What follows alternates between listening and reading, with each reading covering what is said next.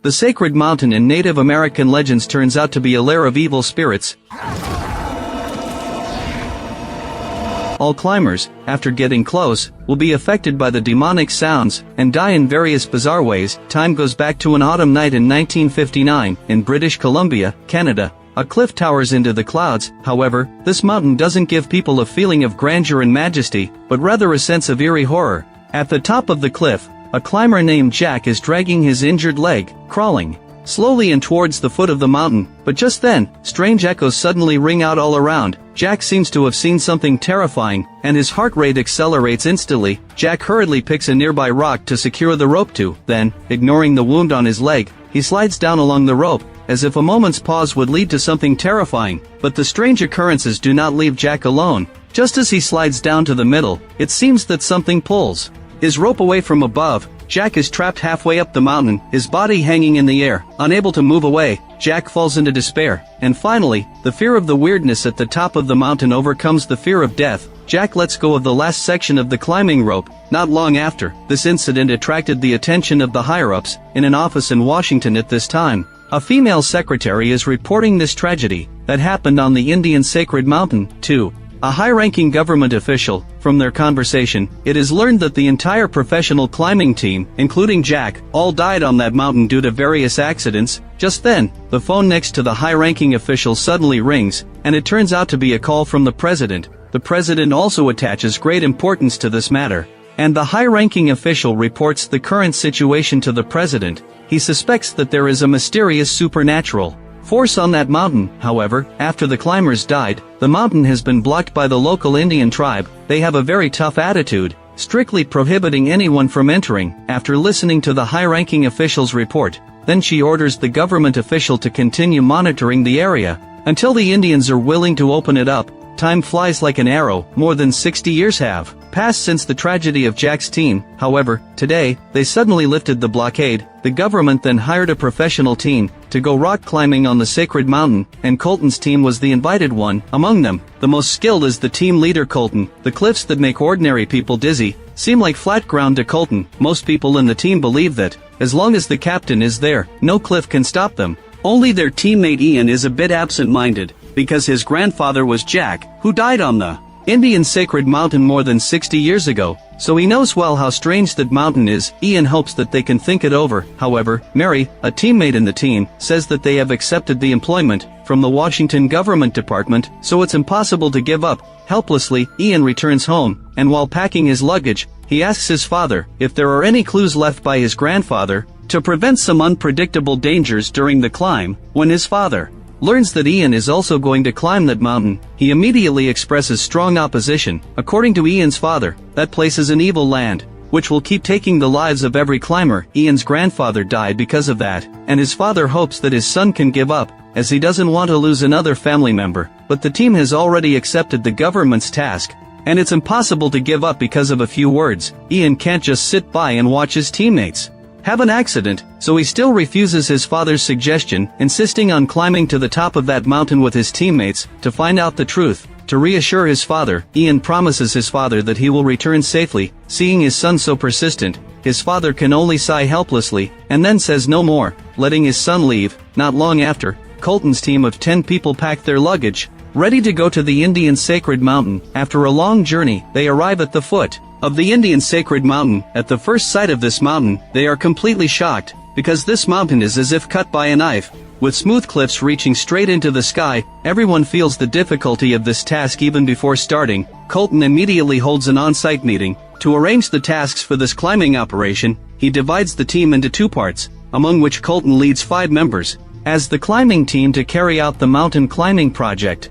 while Ian is assigned to the 4-person logistics team led by Mary, mainly responsible for communication and other logistics tasks. Hearing that he can't climb the mountain, Ian can't help but feel a little lost, but he still follows Colton's requirements, staying behind to take charge of various logistics-related tasks. Colton had just assigned everyone's tasks, when an old man suddenly approached them. Through Colton's introduction, they learned that he was the chief of the Indian tribe in charge of this area. It was he who proposed the unsealing of the holy mountain this time. After the Indian chief appeared, he only said a few simple words to encourage everyone. and then began to explain the precautions during the climb. The most important thing was to protect the Indians' sacred mountain, so he asked everyone not to drive steel nails into the mountain. After saying that, he didn't give them a chance to refute and left directly. After a simple rest for the night, Colton led 5 team members to climb the mysterious sacred mountain, because the rock walls here are extremely steep, almost perpendicular to the ground, and in addition to the prohibition of driving steel nails into the mountain, their climbing speed was very slow. They spent a whole day and only climbed less than half the distance. It was getting dark by then, so they had to stop to rest temporarily. Fortunately, they could find cracks in the mountain to hang hammocks, so that they could camp in the air. Halfway up the rock wall, after today's attempt, they all knew very well that this was indeed an extraordinary challenge. However, they didn't back down, but became even more excited. At the same time, at the foot of the sacred mountain, while Ian, who was in charge of logistics, was walking in the woods, he unexpectedly met that chief. To be precise, it was the chief who took the initiative to find Ian walking in the woods. The other party seemed to know Ian's identity very well, so she got straight to the point and said, he came for the matter of Ian's grandfather more than 60 years ago. Hearing this, Ian immediately became alert, wondering why the chief suddenly told her this. The chief didn't seem to notice Ian's vigilance. He just kept talking to herself, hoping that Ian could fulfill his grandfather's last wish. Just as Ian was a little curious, wondering what his grandfather's last wish was, the old chief suddenly began to tell the stories in their tribe's legends. In the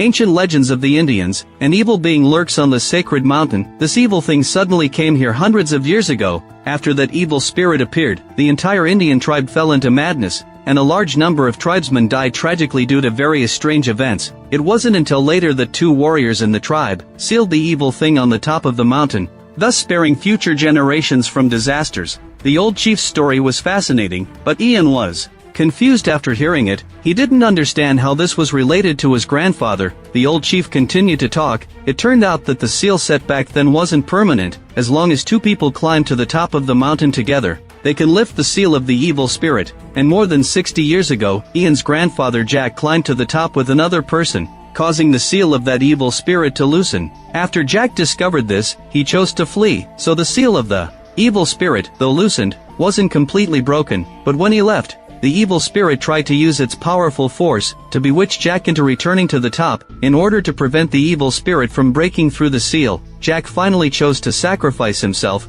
After that, the Indian tribe blocked the sacred mountain for 60 years, just not wanting anyone else to enter the top, which would cause the evil spirit to break through the seal. However, due to the continuous pressure from the government, so not long ago, the Indian tribe had to lift the blockade of the sacred mountain. Ian was stunned by this bizarre story. If things were really as the chief said, then Ian's task was to stop his companions from climbing the mountain. However, he knew very well that he couldn't persuade his companions to change their minds. Of course, if Colton and others still reached the top and released the evil spirit in the end, the chief also has a backup plan. He took out a strange-looking object, and the chief claimed that it was a sacred artifact of the tribe, which could restrain that evil spirit. After explaining this, he turned around and left directly. As he walked, the chief also urged Ian to stay calm after encountering the evil spirit. The chief's words made Ian's heart heavier, but those companions on the top of the mountain still didn't know that danger was imminent. They couldn't sleep all night because of this intense challenge, and started the next day's climbing action early. Not long after they set off, they met the manager, and a strange sound echoed in everyone's mind.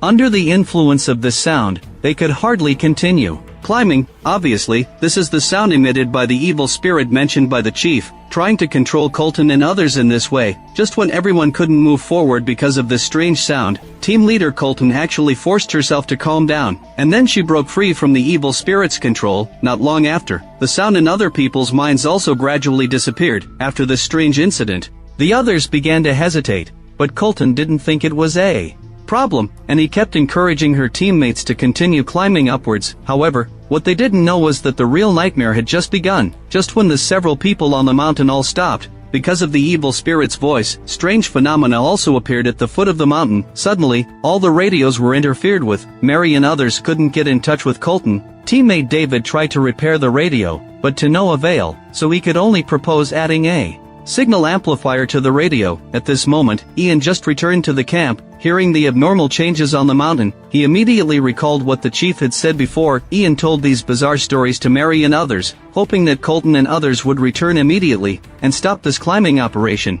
Although Mary didn't believe those bizarre legends, she still agreed to the request to terminate this climbing operation, because team leader Colton was her fiancé. Mary's worry for her lover had exceeded her concern for interests. That's why she didn't hesitate to give up this government project. At the same time, on the climbing team's side, because of the strange sound before, so that everyone's bodies began to show some unusual changes, Colton, who was highly skilled on weekdays, now moved extremely slowly, even not as good as ordinary team members. Shortly after, Colton began to feel dizzy, and couldn't adapt to high-intensity climbing, but Colton stubbornly continued to climb upwards, because at this time, they were no longer far from the top of the mountain. However, the changes in the other members of the team were more intense. One of the team members, Irene, found that her teammate Brad suddenly disappeared from above, which startled her. Irene kept calling Brad's name in fear, but got no response. After learning about this situation, Colton felt a little uneasy, but he didn't show it. He just comforted Irene through the walkie-talkie to stay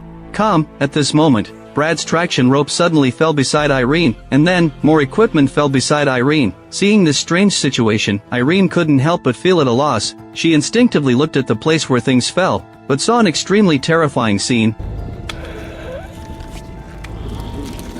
Irene's screams echoed through the mountains, so much so that Mary and others at the foot of the mountain could hear it clearly. They realized that something unexpected had happened on the mountain, and at this moment, Mary's worry for her lover reached its peak. She kept calling Colton's name over the radio, trying to find out what was happening there, but due to the evil spirit's interference, Colton's side couldn't receive any information. Colton heard Irene scream and looked towards the source of the sound, and thus saw her companion Brad, who, without any protective measures, was climbing backwards on the rock wall, and even bit off Irene's safety rope. His ferocious appearance wasn't at all human-like. His eyes filled with resentment, as if he wanted to kill Irene. However, in just a moment, Brad actually regained his sanity again. Losing the control of the strange power, he was immediately suppressed by physics, falling straight down from the cliff. Mary and others at the foot of the mountain didn't know what was happening above, only occasionally hearing some cries for help and exclamations, but this still made her terrified. On the mountain at this time, after experiencing some strange changes, Irene was already somewhat mentally broken, and she couldn't stop crying, and her cries were also heard by Mary and others at the foot of the mountain. Mary kept trying to call Irene, but it had no effect. Up to now, Mary could no longer stay calm. Worried that before something worse happened, she still couldn't get in touch with Colton and others, Mary decided to send someone to catch up and let Colton and them stop the climbing operation. After hesitating for a moment, she chose Ian and another companion, Mike. After receiving the order, Ian and Mike didn't hesitate, picked up their equipment and prepared to climb the cliff. On the other side, after seeing Irene's condition, Colton knew that her current state couldn't continue climbing at all, so she briefly comforted her over the walkie-talkie, and then ordered Irene to wait in place for the subsequent rescue. At the same time, Ian and Mike, under Mary's guidance, kept climbing upward along the route Brad and Irene had taken. On the way, Mike was accidentally injured. In this case, Ian had to ask him to stay where he was for the time being, and later Mary would pick him up and take him back to the camp. While Ian continued climbing alone, Mary agreed to Ian's proposal, but Mike was worried whether Ian could find Irene. Fortunately, Irene had made many marks with chalk along the way, and with these, Ian could barely find Irene. Only then did Mike feel relieved. Not long after, Mary was about to set off to pick up Mike, when she was stopped by the Indian chief. The chief, not long before, had found Brad's body and brought his helmet, which was equipped with a camera. This might allow Mary and others to find out what had happened on the mountain earlier. Mary asked David to analyze the footage from the camera, while she went to rescue Mike. In the meantime, Ian had already reached the area near where Irene was trapped, but just then, the evil spirit began to release sound wave attacks on them again. Ian immediately recalled the old chief's advice, constantly telling himself to stay calm. Gradually, the strange sound disappeared, and the interfered radio could also work normally. Ian finally got in touch with team leader Colton and the others, learned about Irene's current situation. Ian quickly said he would go to meet Irene, and then proposed to the leader to stop the project. However, the other party was already close to the top of the mountain by then, so they had no intention of giving up like this. Helplessly, Ian had to first meet up with Irene and then discuss matters further. By the time he found Irene, it was already evening, so the two didn't act recklessly, but set up a hanging tent on the cliff to rest for the night. During this time, another accident occurred. Among the few people near the top, an Asian teammate, Liang, found that his companion Emily was missing. He realized something was wrong, and hurried out of the hanging tent to check, only to find that Emily, like Brad in the daytime, had been controlled by that mysterious force. Emily kept growling in a low voice. Compared to humans, she looked more like a beast at this moment. The noise from Liang's side alarmed other companions not far away. When Colton came out to check, the light on his body directly attracted the controlled Emily, who climbed towards Colton as easily as walking on flat ground. However, just for a moment, that mysterious force disappeared again. In the darkness, Emily's scream was heard. After this incident, Ian couldn't help but suspect that maybe the evil spirit hadn't been fully released, so it couldn't fully control them, so after a period of time, they would fall due to losing strength. But even so, the sudden mutation of their companions still panicked everyone, especially those like Liang who were nearby. After Emily's incident, some companions began to believe what Ian said, and decided not to climb anymore, except for team leader Colton. The rest decided to go down the mountain at dawn. So, when the next morning came, only Colton was left near the top climbing alone, and Ian and the other person planned to stop him, so they were also climbing up with Irene. A few hours later, Colton finally reached the top of the mountain. Not long after, Ian and the others also climbed up. However, the scene in front of them shocked Ian directly, because there was a dried-up corpse not far away. Obviously that was the person who climbed up with Ian's grandfather more than 60 years ago, and Colton, who had arrived early, seemed to be controlled by the evil spirit at this time, constantly provoking his former companions with words. Irene was sure that Colton had been controlled by the mysterious force, because his current state was the same as Brad's before. Ian on the side immediately became alert, just as the three were in a confrontation. A stone not far away quietly lit up with a strange red light. The next second, Liang, who had long left, actually rushed to the top of the mountain, and directly knocked Colton unconscious. It turned out that he was the one truly controlled by the evil spirit, and Colton was just venting with foul words. On the way here, Liang had already killed another companion who was going down the mountain. At this time, on this mountain, there was no one else except them, so no one would come to help Ian and them.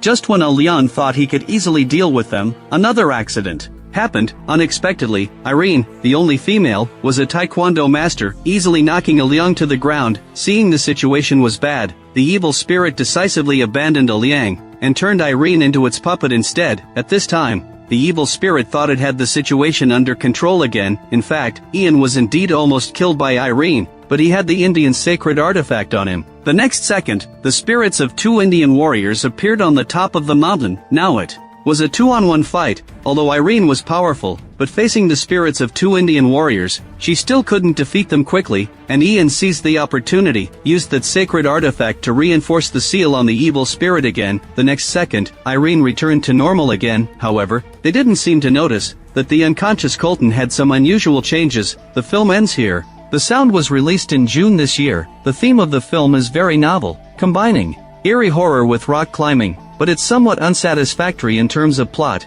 and the development in the later part is really too erratic. Today's video ends here. Thank you all for watching. Your likes, comments and follows are the best encouragement for us. See you in the next episode.